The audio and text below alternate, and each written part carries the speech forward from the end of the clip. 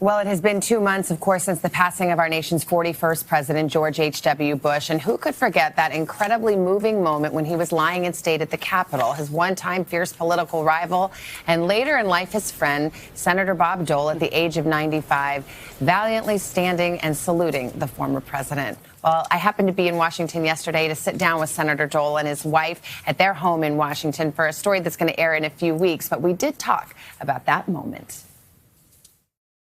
Well, when I wanted to pay my respects, so I wanted to stand up and maybe bow my head. But when I got on my feet, it's almost like my subconscious was moving my left arm. And I didn't go there with the intent to salute, but I did. That's beautiful. And, you know, George Bush and I were close friends. We also had some, you know, rather tough races against one another.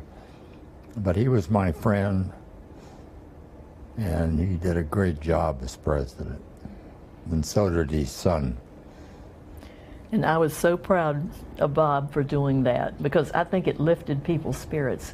We have heard from so many people, even some folks in other countries, who've said it was just so powerful. It just kind of gave people a lift at a time when there's so much divisiveness. It felt like such a healing moment. Right. One-time rivals, now friends, and just that moment of honoring him. Yeah.